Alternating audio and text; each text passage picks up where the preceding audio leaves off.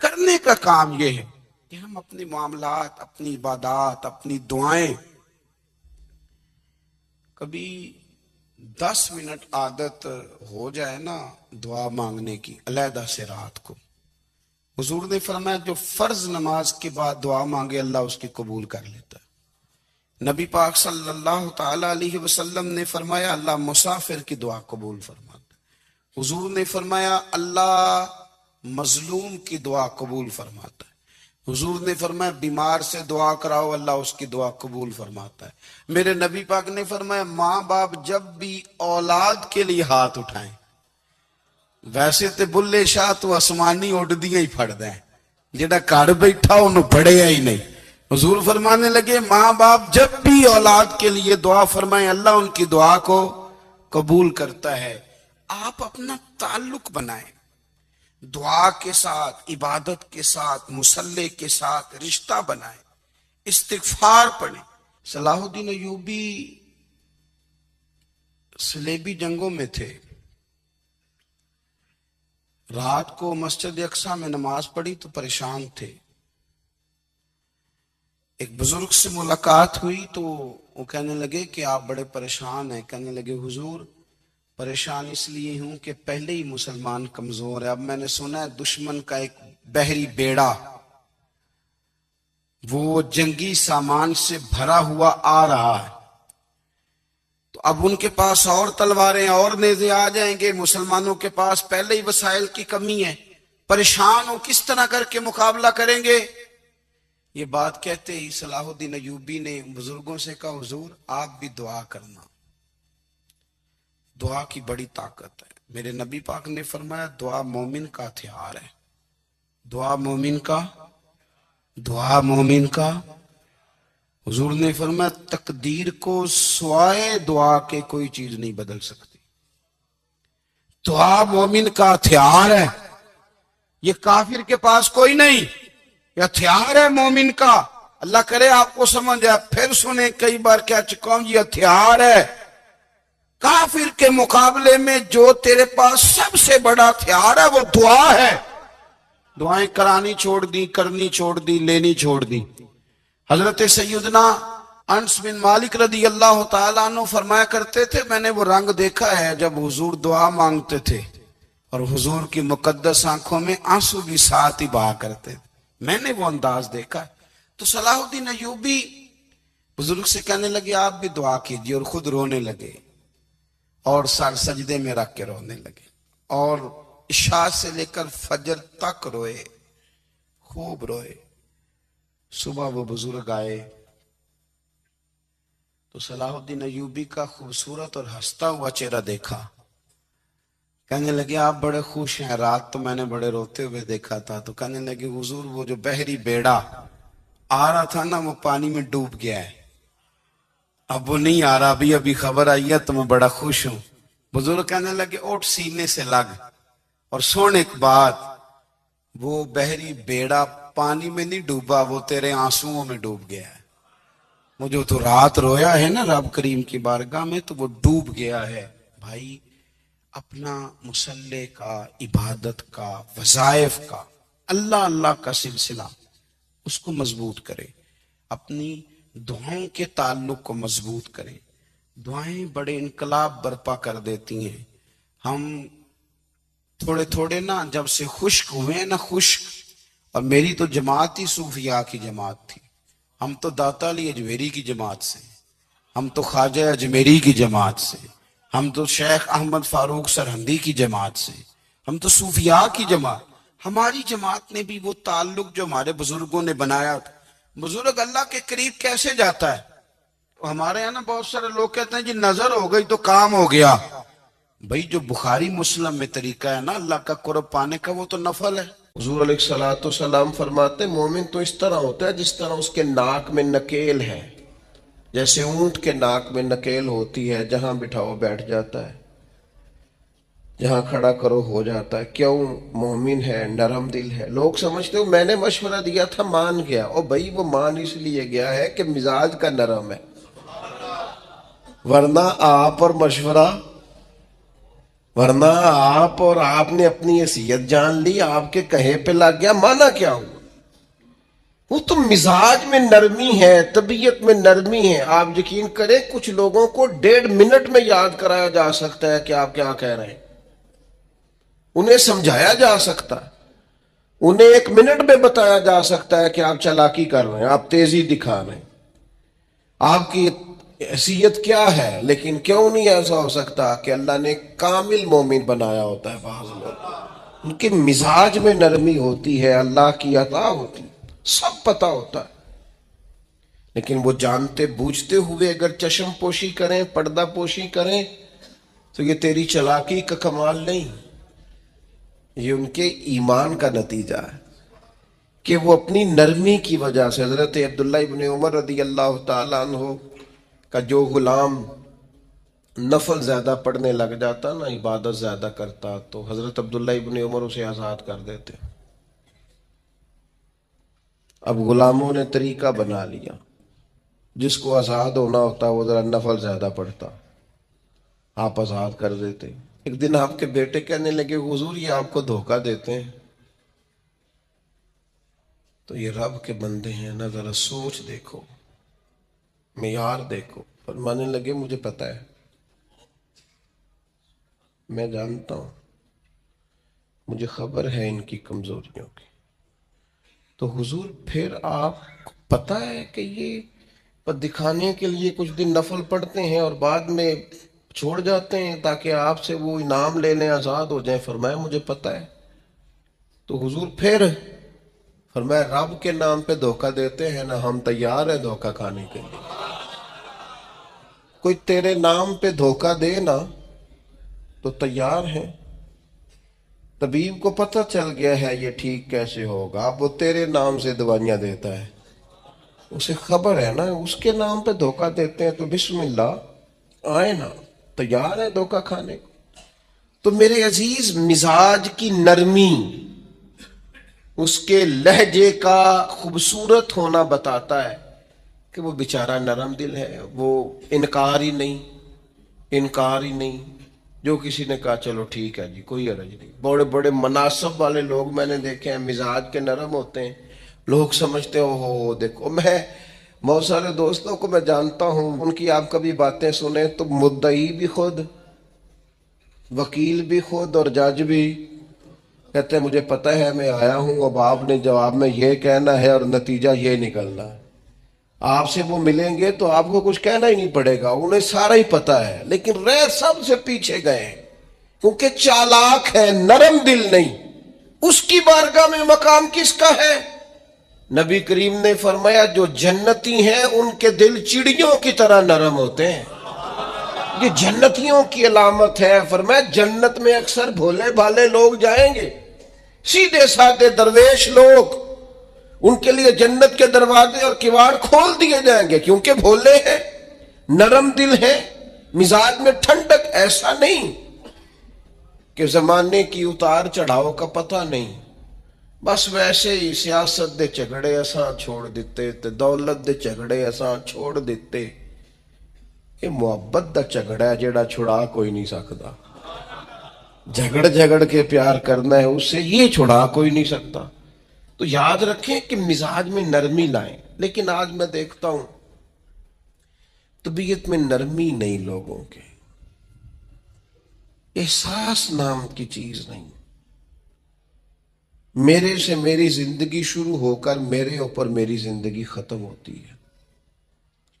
میں سمجھتا ہوں زندگی میں سب سے زیادہ خدمات میں نے کی ہیں، میں سمجھتا ہوں زندگی میں سب سے زیادہ زیادتیاں میرے ساتھ ہوئی ہیں، میں سمجھتا ہوں میں ہی سب سے زیادہ مظلوم ہوں، میری ہی قدر نہیں کی گئی. ہم سب اسی سے ان کے ہو گئے. صرف ہم ہی تھے جو ٹھیک تھے، باقی جو ملا غلط ہی ملا. یاد رکھیں اپنے مزاج میں اس طرح کا رویہ پیدا کر کے ہم نے سختیاں پیدا کر لی ہیں، احساس نہیں. میں آپ کو بتاؤں دل سخت کیسے ہوتے ہیں. نبی پاک صلی اللہ تعالی علیہ وسلم نے فرمایا زیادہ نہ ہنسا کرو، زیادہ ہنسنے سے دل مردہ ہو جاتا ہے. زیادہ نہ ہنسا کرو. الجھے ہوئے لوگوں سے گریزا نہ ہوا کر، حالات کی قبروں کے، حالات کی قبروں کے یہ کتبے بھی پڑھا کر، حالات کی قبروں کے یہ کتبے بھی پڑھا کر، ہر وقت کا ہنسنا تجھے برباد نہ کر دے، تنہائی کے لمحے ہوں تو کبھی رو بھی لیا کر، زیادہ نہیں ہنسنا۔ ساری قوم کو لگا نہیں دیا شغل میلے پہ، ہمارے بچے اکٹھے بیٹھ کے کیا کرتے ہیں؟ صرف ہنستے ہی تو ہیں۔ کون سی حکمت کی بات ہوتی ہے ہماری مجالس میں؟ کون سی تقوی کی بات ہوتی ہے؟ ساری زندگی شغل میلہ بنا لیا ہم نے۔ یہ دل سخت کرتا ہے ہنسنا۔ حضرت یحییٰ ابن معاذ فرماتے ہیں زیادہ روٹی نہ کھایا کرو، دل سخت ہو جائے گا، تمہاری طلب بھی صرف روٹی رہ جائے گی، کھانا ہی رہ جائے گا۔ حضرت عیسیٰ علیہ السلام فرمانے لگے زیادہ نہ بولا کرو، اپنے جملوں کو بے وقت نہ کرو، اپنے لفظوں کی قدر پہچانو۔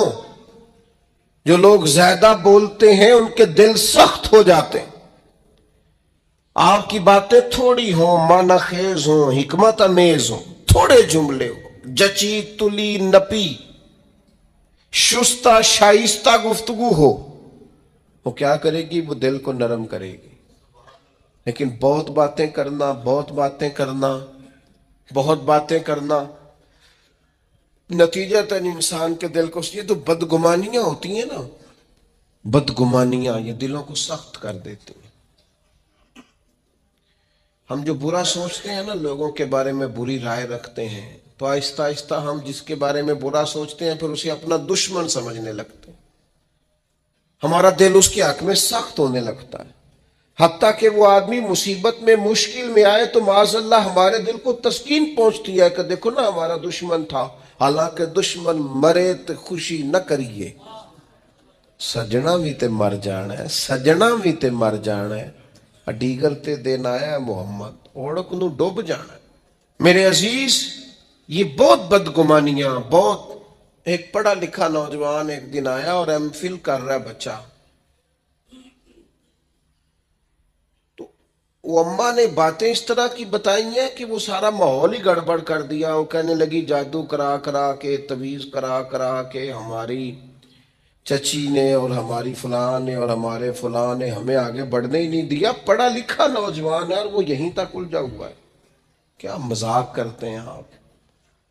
اس طرح بھی ہوتا ہے، اس طرح بھی قوم میں۔ اور وہ بیچارہ، یعنی چچی کو دشمن توڑی نہ ہوتی، چچا باپ کی جگہ ہوتا ہے، لیکن اس کا لہجہ اتنا غلط تھا اپنی چچی کے حق میں کہ وہ اس طرح کے پڑھے لکھے نوجوانوں کو یہ جملے زیب نہیں دیتے۔ ہمارا عجیب انداز ہے، ہم نے اپنے بچوں کے ذہن پکے کر دیے۔ تم نے بڑا آگے جانا تھا، تویزوں کی وجہ سے پیچھے رہ گئے۔ تو یہ جو جتنے لوگ چلے گئے، انگریز ٹیکنالوجی بنا گئے اور کہاں سے کہاں پہنچ گئے، ان کو تویز ہی نہیں ملا میرا خیال ہے کوئی کرانے کے لیے۔ وہ نکل گئے آگے اور ان کو تویز ہوتے رہے۔ کیا مطلب آپ قوم کو کہاں کھڑا کرنا چاہتے؟ بدگمانیاں، دل سخت ایک دوسرے کے لیے۔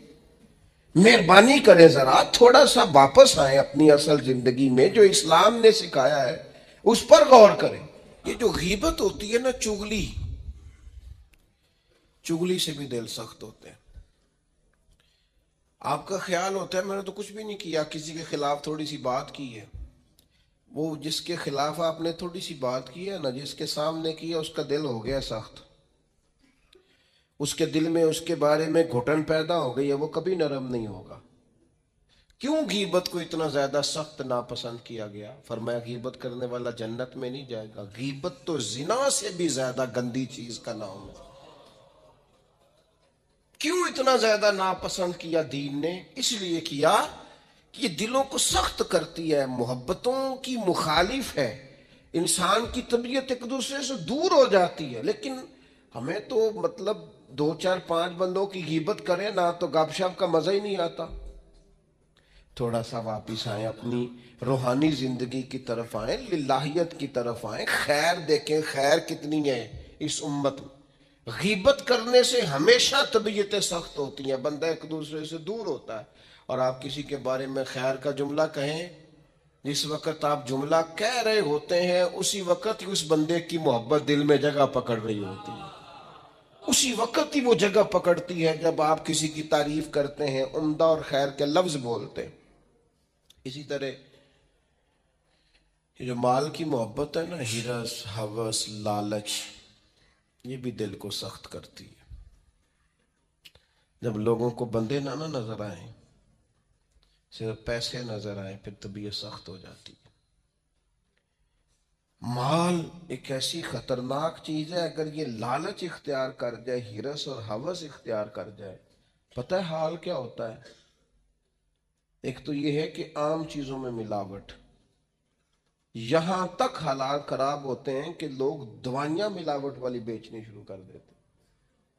ان کو پتہ ہے میں زندگیوں سے کھیل رہا ہوں معاذ اللہ، لیکن وہ کتنا کچھ سخت آدمی ہے، اس کا دل کتنا کچھ سخت ہے کہ وہ لوگوں کی صحت سے کھیل کر مال کما رہا۔ آخر وہ اپنے ضمیر کی عدالت میں تو کھڑا ہوتا ہوگا نا، رات کو اسے نیند بھی تو آتی ہوگی نا، وہ کبھی اللہ اکبر کہہ کے نیت باندھ کے رب کی بارگاہ میں بھی تو کھڑا ہوتا ہوگا۔ کیسے جواب دے گا اللہ کے حضور؟ اپنے آپ کو کیسے مطمئن کرے گا؟ اتنا سخت ہو گیا ہے کہ لوگوں کی زندگیوں سے کھیلنے لگا ہے، مال کی محبت میں، ہرس میں، ہوس میں، اتنا دل سخت ہو گیا۔ یہ چیز سخت کرتی ہے دل کو۔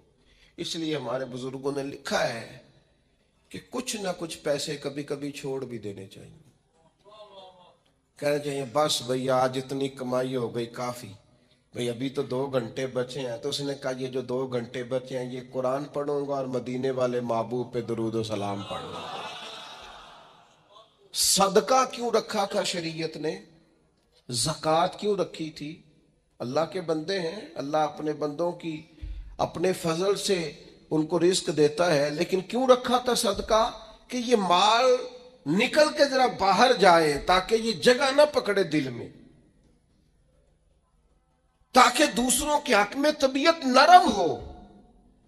لیکن آپ دیکھ لیں، جہاں جہاں مال کی محبت آئی ہے، جہاں جہاں مال کا پیار آیا، وہاں حالات اور سے اور ہو گئے، خراب سے خراب ہو گئے، بد سے بدتر ہو گئے۔ اور پھر ہمارے بزرگوں نے لکھا کہ یہ جو اقتدار ہوتا ہے، اس میں بھی بہت سخت ہو جاتے ہیں لوگ۔ چلے دعا مانگنے لگا ہوں، آمین کہنا، اللہ کرے میری قوم جاگ جائے، آمین تو کہہ۔ میں پہلے بھی کہتا رہتا ہوں، پھر کہہ رہا ہوں، کبھی آپ سوچیں گے، ایک وقت آئے گا کہ سوچیں گے بھلا ہم کیا کہا کرتے تھے۔ ہم اس دور میں تبلیغ کر رہے ہیں جس دور میں سوتوں کو نہیں جگانا پڑتا۔ ہماری مشکل یہ ہے کہ ہمیں جاگتوں کو جگانا پڑتا ہے، جاگتے لوگوں کو جنہیں سارا پتہ ہے، شعور ہے، عقل ہے، ان کو جگانا پڑ رہا ہے۔ ہم زیادہ مشکل میں۔ میرے عزیز، اقتدار کی جنگ لوگوں کو سخت کر دیتی ہے، یہ یاد رکھنا۔ کرسی پر پہنچنے کے لیے لوگ کچھ نہیں دیکھتے۔ اقتدار کی خاطر لوگوں نے حد نہیں کر دی دنیا کو قتل کرنے والی۔ بم مارتے وقت سوچا کبھی انہوں نے کہ کتنی ماؤں کی گود اجڑے گی، کتنے بچے یتیم ہوں گے، کتنی عورتوں کا سہاگ اجڑے گا؟ انہیں غرض نہیں تھی، وہ تہ و بالا کرتے گئے بستیوں کو، اجاڑتے گئے آبادیوں کو۔ خدا کرے کہ یہ قوم سمجھے، اقتدار کے لیے لوگوں نے، بیٹے نے باپ کو قید کر دیا، باپ کو، کہ میری باری نہیں آنے دیتا۔ پڑھے آپ تاریخ اٹھا کے۔ اقتدار کی خاطر بھائی نے بھائی کو قتل کیا کہ یہ میرے رستے کی رکاوٹ بن رہا ہے۔ آپ کیا سمجھتے ہیں کہ استعمال نہیں کیا جاتا آپ کو اور ہمیں؟ لوگوں نے اپنے رستے میں آنے والے سگے خون کے رشتے کاٹ کے رکھے، اتنے سخت ہو گئے لوگ۔ صرف اقتدار چاہیے تھا۔ اور میرے رسول پاک صلی اللہ تعالی علیہ وسلم نے صحابہ سے فرمایا، کسی قوم میں جہاد کے لیے جب جانا نا، تو وہاں جو سرسبز درخت ہو وہ درخت نہ کاٹنا، وہاں کے فصلیں نہ تباہ کرنا، عورتوں اور بچوں پر اور بوڑھوں پر جب تک ہتھیار نہ اٹھائے حملہ نہ کرنا۔ کیوں؟ کہ اسلام جو جنگ کرتا ہے وہ جنگ بھی اللہ کے دین کی حکومت قائم کرنے کے لیے کرتا ہے. انسانوں کے اقتدار کی جنگ نہیں ہوتی کہ فلاں کو مسلط کرنا ہے تو فلاں کو مسلط کرنا.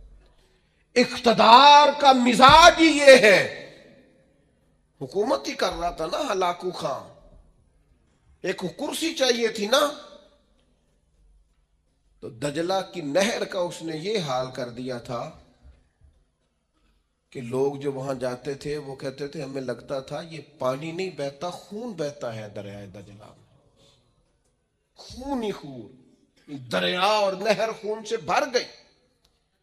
اور انسان کی کھوپڑیاں کاٹ کے, یہ ہم نے بھی یہاں مینار بنایا ہے تو ایک ترتیب ہے کہ اتنا اونچا مینار چلا گیا.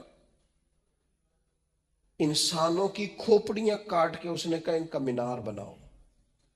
کیوں؟ مجھے حکومت کرنی ہے. لوگوں کے دلوں میں رعب ڈلے گا, نہ سمجھ آئے تمہیں, اور ابھی بھی خبر نہ پتا چلے کہ لوگ اقتدار کے لیے کیا کرتے ہیں. آؤ پھر تمہیں دمشق کے بازار میں لے چلوں.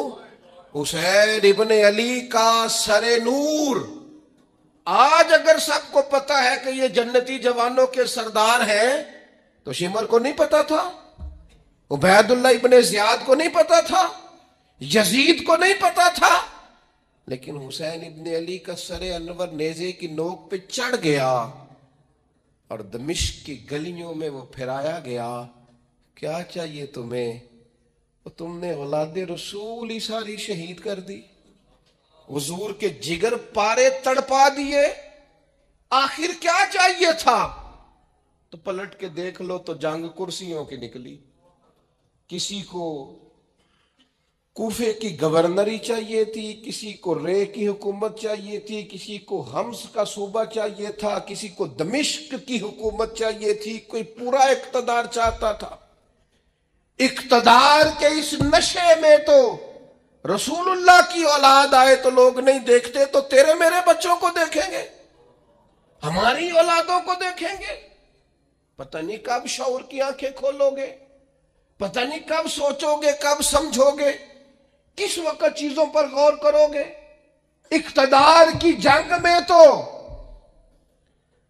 وہ لوگ آئے نا جو رسول اللہ کے کندھوں پہ نظر آتے تھے تو لوگ انہیں بھی نیزوں کی نوک پہ کھڑا کر دیتے, اتنے سخت ہو جاتے. خدا را مزاج سمجھو, مزاج کیا ہے.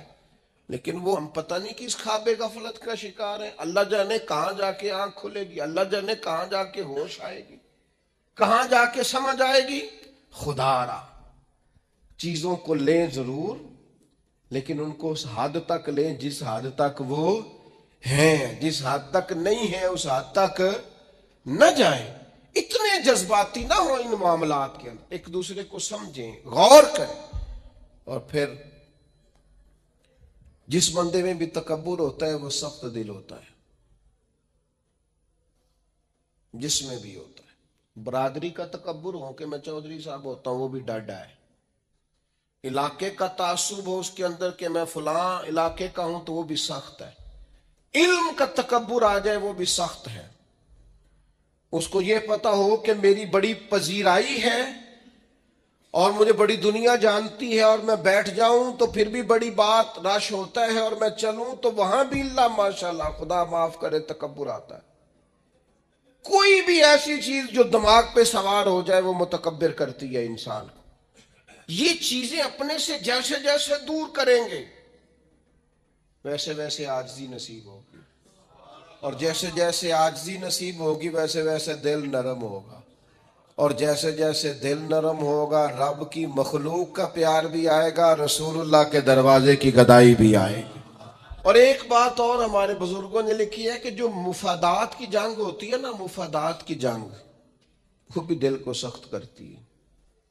مفادات کی جنگ. مجھے بتائیے جتنے لوگ کسی مارکیٹ میں کاروبار کر رہے ہوتے ہیں ہمارے ملک میں, سارے مسلمان ہی ہوتے ہیں نا, ہمارے جاننے والے ہی ہوتے ہیں نا, تو معاذ اللہ تعالیٰ ثم معاذ اللہ ایک پر اگر قرض چڑھ جائے, ڈوب جائے, پریشان ہو جائے, تو اس کے دائیں بائیں والے جو خوش ہو رہے ہوتے ہیں کس طرح ہو رہے ہوتے ہیں؟ دل سخت ہو گیا ہے. जंग मुफादात की। अब ज्यादा गाहक मेरी दुकान पे आए। मुफादात की जंग तबीयत को सख्त करती। वो जहां जहां भी इंसान का मुफाद वाबस्ता होता है वहां। मैं अरब शरीफ में था तो एक दोस्त मस्जिद नबी शरीफ में मिले और बड़े दर्द से रोए, बड़ी तकलीफ में थे।